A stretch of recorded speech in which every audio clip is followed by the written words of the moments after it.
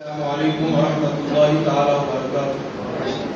الحمد للہ وکفى وسلام علی عباده الذین اصطفى. اما بعد فاعوذ باللہ من الشیطان الرجیم. بسم اللہ الرحمن الرحیم. قال اللہ تبارک وتعالی فی القرآن المجید والفرقان الحمید. ان اللہ وملائکته یصلون علی النبی یا ایها الذین آمنوا صلوا علیہ وسلموا تسلیما. اللهم صل على سيدنا وعلى آل سيدنا ونبينا مولانا محمد معدن الجود والكرم وآله الكرام الكريم وبارك وسلم صلاة وسلام عليك يا سيدي يا رسول الله صلى الله تعالى عليه وسلم. حضرات گرامی، اللہ تبارک و تعالیٰ کا شکر اور احسان ہے کہ اللہ پاک نے آج ہمیں اور آپ کو عشاء اور تراویح کی نماز باجماعت ادا کرنے کی توفیق عطا فرمائی اور آج کی اس بابرکت محفل میں بیٹھ کر کچھ دین کی باتیں سننے کا اللہ نے سنہرا موقع عطا فرمایا. اللہ پاک ہم سب کی اس حاضری کو اپنی بارگاہ میں قبول و مقبول فرمائے.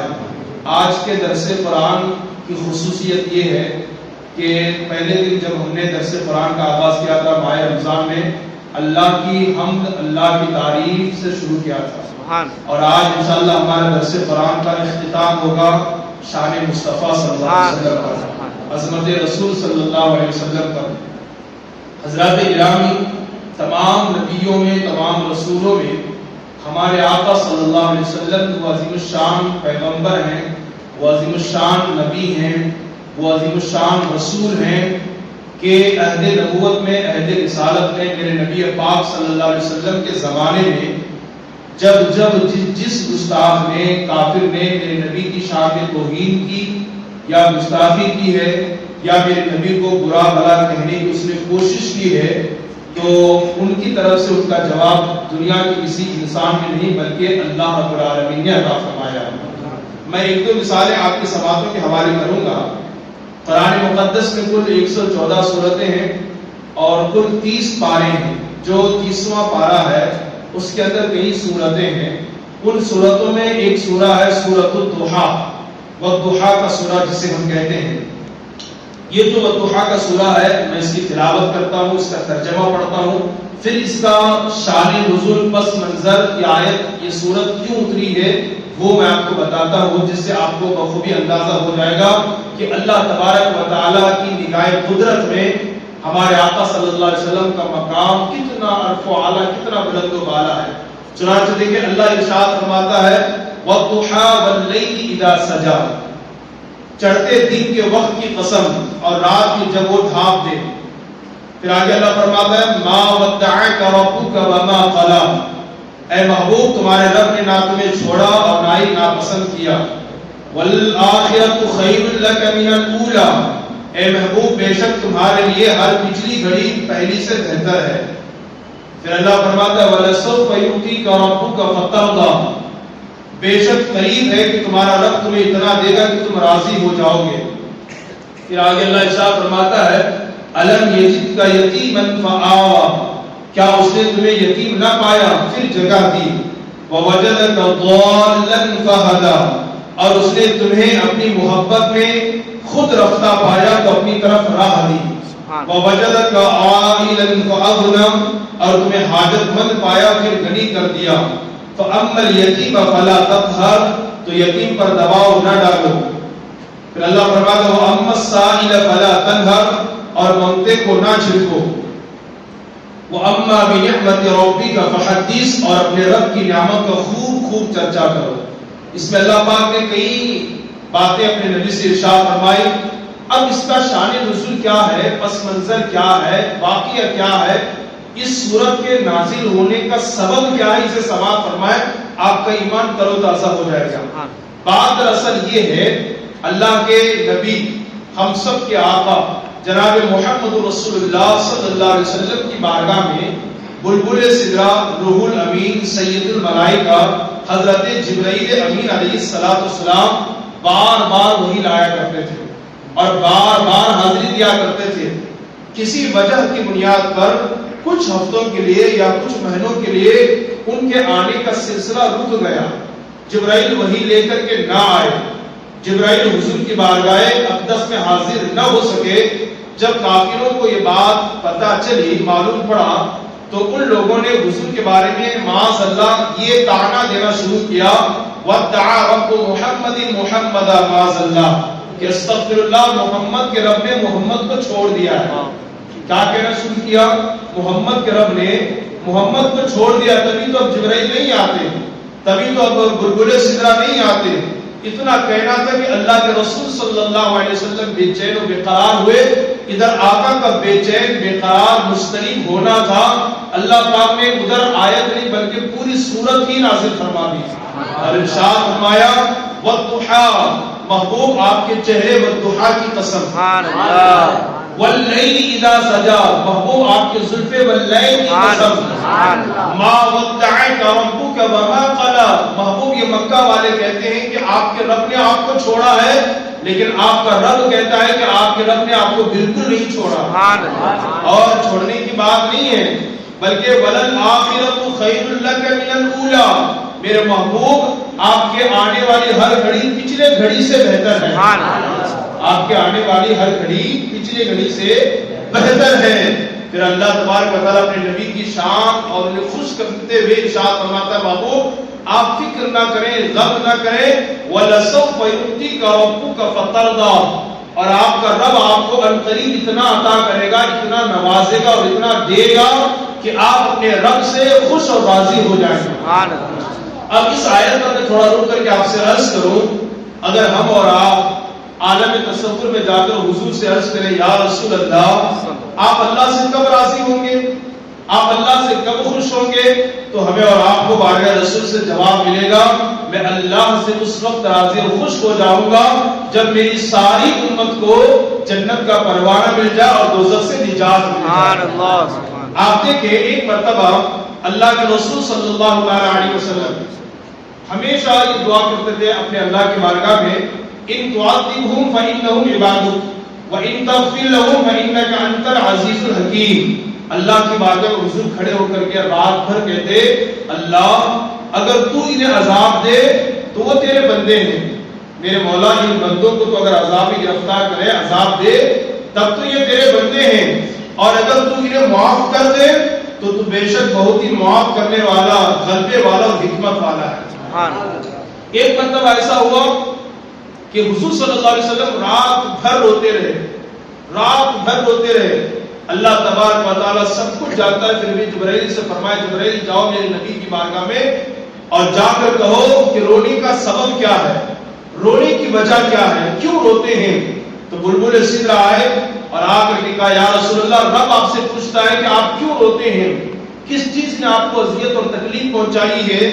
اللہ کے رسول صلی اللہ علیہ وسلم نے فرمایا مجھے میری امت کی یاد بہت آتی ہے، میں غم امت میں رو رہا ہوں، اپنی امت کی یاد اور ان کی محبت ان کے پیار میں رو رہا ہوں۔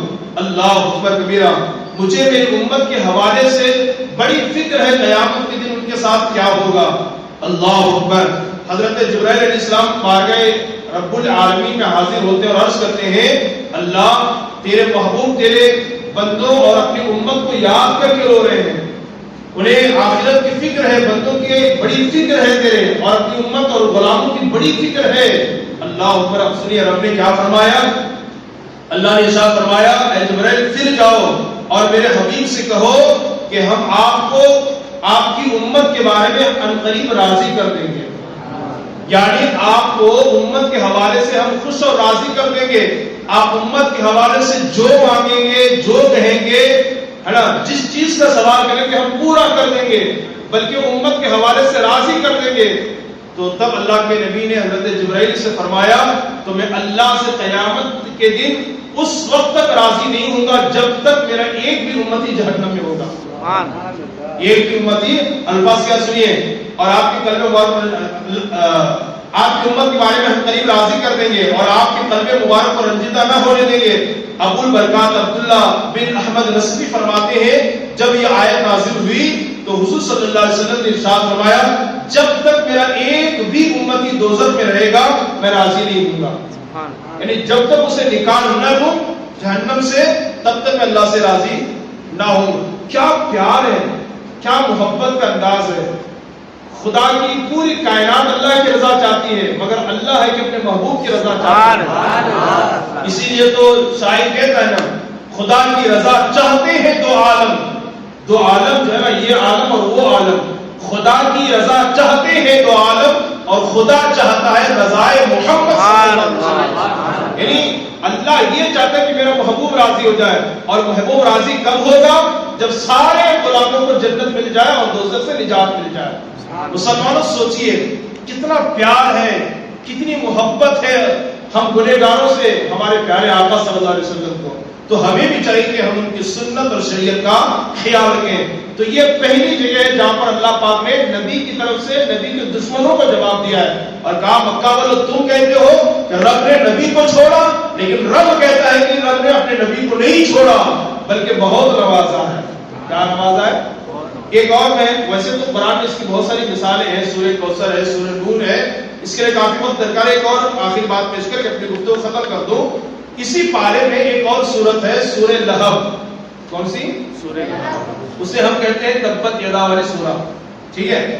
اب اس کا بھی ترجمہ آپ پڑھ لیجئے اور پھر اس کا شان نزول کیا ہے وہ بھی سماعت کر لیجئے، آپ کو پتہ چلے گا کہ کس طریقے سے رب نے اپنے محبوب کے دشمنوں کو منہ توڑ جواب دیا ہے۔ میں پڑھتا ہوں، سماعت فرمائیں۔ اللہ فرماتا ہے تبت یدا ابی لہب و تب، تباہ ہو جائیں ابو لہب کے دونوں ہاتھ اور وہ تباہ ہو ہی گیا۔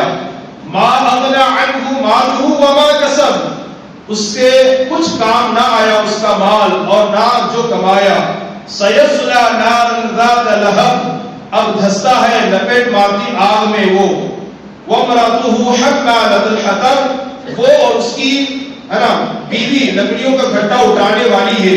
فی جیدها حبل من مسد، اس کے گلے میں کھجور کی چار کی رسی ہے۔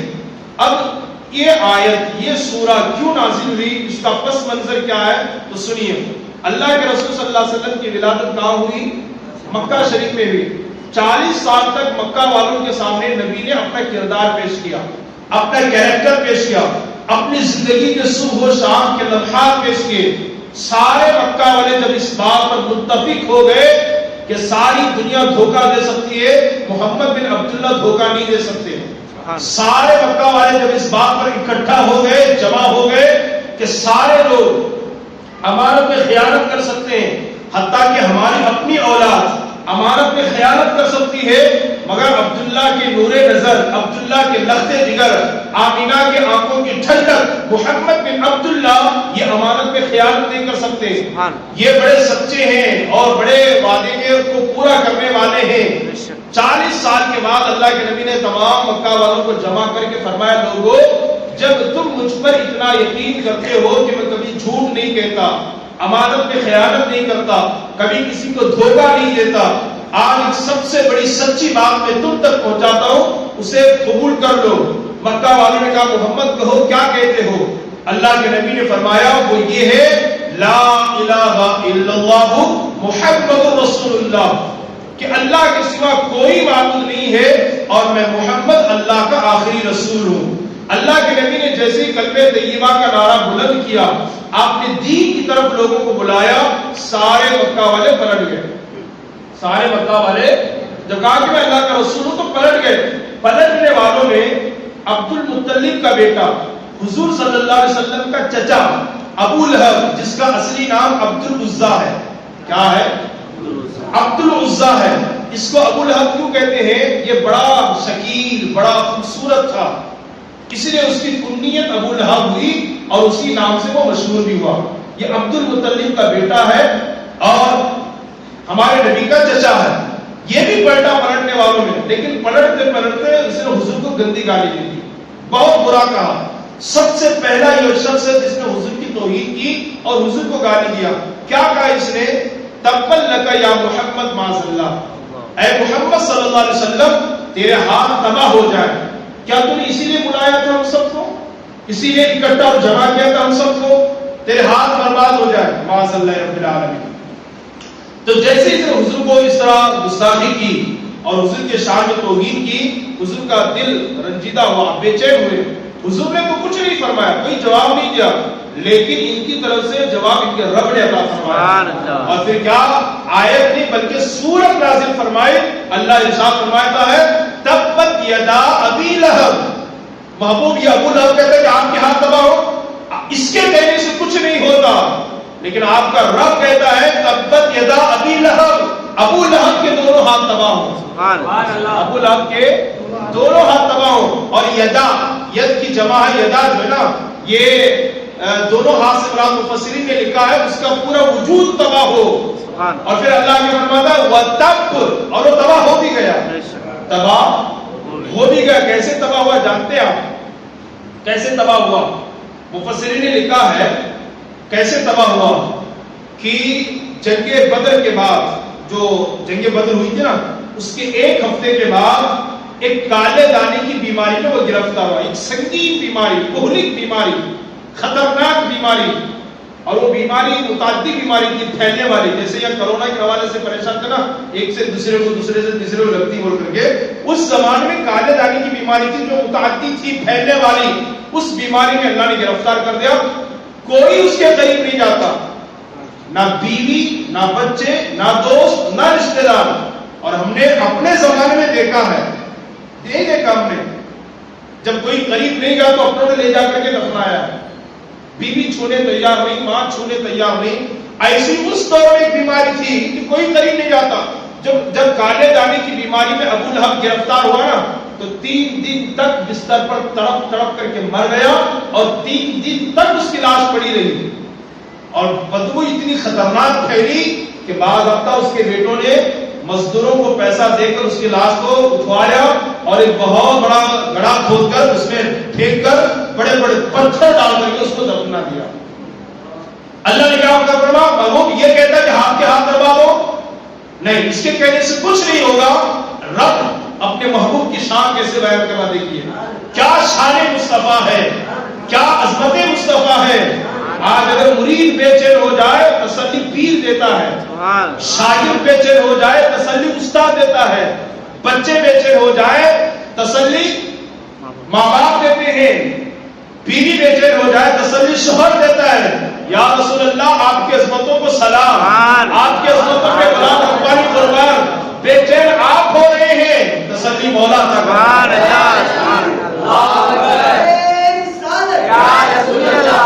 بے قرار آپ ہوتے ہیں، تسلی مولا عطا کر رہا ہے. کہتا مولا، کہتا ہے اے محبوب غم نہ کریں، اس کے کہنے سے کچھ نہیں ہوگا. یہ کہتا ہے آپ کے ہاتھ تباہ ہو، لیکن آپ کا رب کہتا ہے کہ وہ تباہ ہو. وہ تب، اور وہ تباہ ہو بھی گیا. کیا ہو گیا؟ تباہ ہو گیا. اچھا سنیے نا، جب یہ سورت نازل ہوئی نا، یہ سورت جب نازل ہوئی تو حضور صلی اللہ علیہ وسلم کی 2 بیٹیاں حضرت رقیہ اور حضرت ام کلثوم ابو لہب کے بیٹوں کی نکاح میں تھی. ابو لہب کے 2 بیٹے تھے، ایک کا نام عتبہ اور دوسرے کا نام عتیبہ. ایک کا نام عتبہ اور دوسرے کا نام عتیبہ. یہ سورت نازل ہونے سے پہلے حضور کی 2 بیٹیاں حضرت رقیہ اور حضرت ام کلثوم، یہ دونوں ابو لہب کے بیٹوں کے نکاح میں تھی. جب اللہ نے اس کی مذمت میں یہ سورت نازل فرمائی نا، وہ غصے میں آ کر کے اپنے بیٹوں سے کہا کہ تم طلاق دے دو محمد کی بیٹیوں کو تاکہ اس سے اور تکلیف ہو. تو دونوں بیٹوں کو کہہ کر کے اس نے طلاق دلوا دی، حضرت رقیہ کو بھی اور حضرت ام کلثوم کو. ایک بیٹے عتبہ نے طلاق دیا لیکن خاموشی اختیار کیا، کچھ نہیں کہا. عتیبہ جو دوسرا بیٹا تھا اس نے طلاق دیا، اور طلاق دینے کے ساتھ ساتھ حضور کو بہت تکلیف بھی دی. بہت تکلیف تھی، اتنی تکلیف تھی کہ حضور صلی اللہ علیہ وسلم نے اس کے لیے ہلاکت کی دعا فرمائی. اس کے لیے ہلاکت کی دعا فرمائی. جب حضور صلی اللہ علیہ وسلم نے اس کے لیے ہلاکت کی دعا فرمائی، ایک مرتبہ عتیبہ سفر میں جا رہا تھا اور حفاظت کا زبردست انتظام تھا. حفاظت کا زبردست انتظام تھا. دوران سفر بیچ جنگل میں ایک شیر نے اس پر ایسا حملہ کیا کہ اس کے خدام، اس کے نوکر اور سارے قافلے والے مل کر بچانا بھی چاہے، اس کو شیر سے بچا نہ سکے، بری طریقے سے پھاڑ کر کے رکھ دیا. سبحان اللہ. کسی اور کو شیر نے تکلیف نہیں پہنچایا، اس گستاخ کو، اس رسول اللہ کے دشمن کو جس نے میرے نبی کو تکلیف پہنچائی تھی، پھاڑ کر کے رکھ دیا اور وہ بری موت مر گیا. حضور کی گستاخی کرنے کا نتیجہ دنیا میں اس کو سزا یہ ملی کہ شیر پھاڑ کر کے رکھ دیا اور اب جہنم کے عذاب میں وہ گرفتار ہے۔ ابو لہب نے گستاخی کی، اسے سزا یہ ملی کہ اللہ نے بدترین بیماری میں اسے گرفتار کیا، ایسی بیماری میں کہ نہ بیوی قریب جاتی ہے نہ بیٹے قریب جاتے، بلکہ نوکروں سے اس کی لاش کو اٹھوایا گیا اور عذاب جہنم میں ہمیشہ کے لیے گرفتار ہو گیا۔ عذاب پتہ کیا چلا، نبی کا چچا ہو کر کلمہ نہ پڑھے، نبی کی عزت نہ کرے، نبی کا ادب نہ کرے، وہ بھی جہنم میں جائے گا۔ یہ 1400 سال کے بعد ہے نا، یہ کلمہ وہ اگر نبی کی توہین کرے گا تو کیا جہنم میں نہ جائے گا؟ بلا شبہ جائے گا۔ اور 1400 سال کے بعد اگر حبشہ کے رہنے والے بلال حبشی اپنے دل و جان کو حضور کے قدموں پہ قربان کر دیں، ان کا مقام اتنا بڑھ جائے، سن لیجیے جملہ آپ کو دے رہا ہوں، حبشہ کے رہنے والے بلال حبشی جن کے ہونٹ بڑے بڑے، جن کا رنگ کالا، بڑے غریب آدمی، بڑے مفلس، بڑے قلاش، حالات کی شکار، وہ اگر اپنے دل و جان کو میرے نبی کے قدموں میں قربان کر دے تو اللہ کا گھر ان کے قدموں کے نیچے ہے، کعبۃ اللہ ان کے قدموں کے نیچے ہے۔ جب مکہ فتح ہوا نا، میرے نبی نے فرمایا وہ بلال کعبے کی چھت پر چڑھ کر کے تم اذان دو۔ سبحان اللہ۔ اس سے بڑی بات بتا دو کہ جو بلال حبشی جو حبشہ کے رہنے والے اپنے دل اور جان کو نبی کے قدموں پہ قربان کر دے، سارے لوگ جنت کے مشتاق ہیں۔ سارے لوگ سبحان اللہ جنت کے مشتاق ہیں۔ ہمارے حاجی صاحب چاہیں گے جنت مل جائے، عقیل بھائی کی خواہش ہے، محسن صاحب کی تمنا ہے کہ جنت مل جائے، خود میری تمنا ہے کہ جنت مل جائے، سبحان اللہ، لیکن جنت کی تمنا ہے کہ بلال مجھ میں آ جائے، سبحان اللہ، جنت کی تمنا ہے بلال مجھ میں۔ ہم سب جنت کے مشتاق ہیں اور جنت بلال کی مشتاق ہے۔ سبحان اللہ۔ پتہ کیا چلا، حبشہ کے رہنے والے نبی کے غلام بن جائے، جنت ان کی مشتاق ہوتی ہے، اور نبی کا چچا ہو کر نبی کا دشمن بن جائے، جہنم ان کا استقبال کرتا ہے۔ سبحان اللہ۔ جہنم ان کا ویلکم کرتا ہے۔ تو جب یہ آیت نازل ہوئی نا، یہ آیت، تو اس نے طلاق دلوا دیا، اور وہ دونوں بیٹیاں حضور صلی اللہ علیہ وسلم کی پھر کس کی نکاح میں آئی؟ حضرت عثمان غنی رضی اللہ تعالیٰ، اس لیے انہیں ذوالنورین کہتے ہیں۔ ذوالنورین کا مطلب ہوتا ہے دو نور والے، نبی کے دو نور ان کی نکاح میں، سبحان اللہ، اس لیے کہ میرے نبی کا پورا گھرانہ تو نورانی ہے نا، جس کی ترجمانی بریلی کا تاجدار کہتا ہے نا، تیری نسل پاک میں ہے بچہ بچہ نور کا، تو ہے عین نور، تیرا سب گھرانہ نور کا۔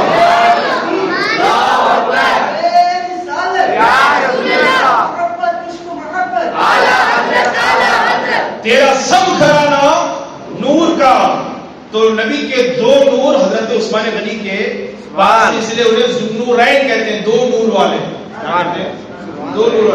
اور کیا بات ہے، دیکھو نبی کے گستاخ کو چھوڑا، عثمان جیسا صحابی ملا، سبحان اللہ، ہے نا۔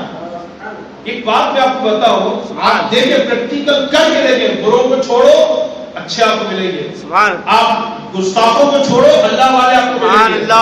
ہمارے علماء نے ایک بڑی پیاری بات کہی ہے، ابو جہل جو ہے نا، ابو جہل اپنے مٹھی میں کنکریاں لے کر حضور کی بارگاہ میں آیا اور کہا محمد تم نبی ہونے کا دعویٰ کرتے ہو، تو جو نبی ہوتا ہے وہ غیب جانتا ہے، جو نبی ہوتا ہے بولیے غیب جانتا ہے، غیب جانتا ہے، تو کیا تم بتا سکتے ہو کہ میری مٹھی میں کیا ہے، میرے مٹھی میں کیا ہے؟ اس نے کنکریاں چن لیا تھا، حضور نے تو دیکھا نہیں تھا نا، چھپ کے لے کے آیا تھا، بتا سکتے میری مٹھی میں کیا ہے نا۔ میرے نبی نے کہا فرمایا ابو جہل میں بتاؤں کہ تیری مٹھی میں کیا ہے، یا وہ بتائے کہ میں کون ہوں؟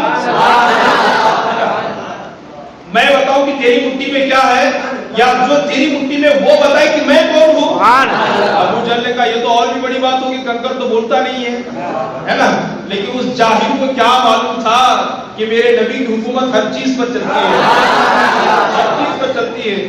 بے زبان جانور ان سے کلام کریں، ہے نا، بے زبان جانور ان کو پتھر ان میں سلام بھیجے، خود کرا کر کے سلام بھیجے۔ کہا بہت اچھی بات ہے، یہ بتا دی کہ آپ کون ہیں، تو نبی نے اشارہ کیا، نبی نے اشارہ کیا تو کنکریاں کلمہ پڑھنے لگی، کنکریاں، اب پوائنٹ کی بات سنیے، کنکریاں کلمہ پڑھنے لگی، کنکریاں کلمہ پڑھنے لگی، تو ابو جہل غصے میں آیا اور کنکری بھی کہتا کلمہ پڑھتی، غصے میں آپ کی طرف پھینک دیا، آپ کی طرف۔ اب سمجھیے علماء فرماتے ہیں جب تک نبی کی شان بیان نہیں کہتا کافر کے مٹھی میں بند تھی، اور جب نبی کی شان کو انہوں نے بیان کیا، کلمہ پڑھا، تو نبی کے قدموں سے قریب ہو گئے۔ ختم نبوت، سبحان اللہ۔ کیا نہیں سمجھا؟ جب تک نبی کی شان، تعریف، توصیف، عظمت کو بیان نہیں کیا تھا، کافر کی مٹھی میں بند تھی، اور جب بیان کیا تو نبی کے قدموں سے قریب ہو گئے۔ آج بھی ہم ہندوستان میں ان کے ظلم کا نشانہ بنے ہوئے ہیں، تو شاید اس لیے کہ ہم نبی سے تھوڑا سا دور ہو گئے، یا تو نبی سے تھوڑا سا ہمارا رشتہ کمزور ہو گیا ہے۔ قسم رب کعبہ کی، جس دن ہمارا سینہ اور ہمارا سینہ محبت رسول کا مدینہ بن جائے گا، ہم نبی سے قدموں سے قریب ہو جائیں گے، اور تمام جو ہے نا یہ قید و بند کی صحبتوں سے اللہ تعالیٰ ہمیں آزادی عطا فرمائے۔ تو جب یہ آیت نازل ہو نا، یہ سورت، محبوب یہ کہتا ہے کہ آپ کے ہاتھ تباہ ہو، لیکن آپ کا رب کہتا ہے کہ یہ تباہ ہو، اور وہ تباہ ہو گیا۔ تو جب یہ پہلا ٹکڑا نازل ہوا نا، تبت یدا ابی لہب وتب، تو ابو جہل کیا کہنے لگا؟ میرا بھتیجا محمد جو کہتا ہے نا، میرا بھتیجا محمد جو کہتا ہے کہ میں تباہ ہو جاؤں گا، مر جاؤں گا، بیماری میں گرفتار ہو جاؤں گا، تب تو میرے پاس دولت ہے، میں دولت کو خرچ کر کے اپنے آپ کو بچا لوں گا، میرے پاس اولاد ہے، میں بچ جاؤں گا۔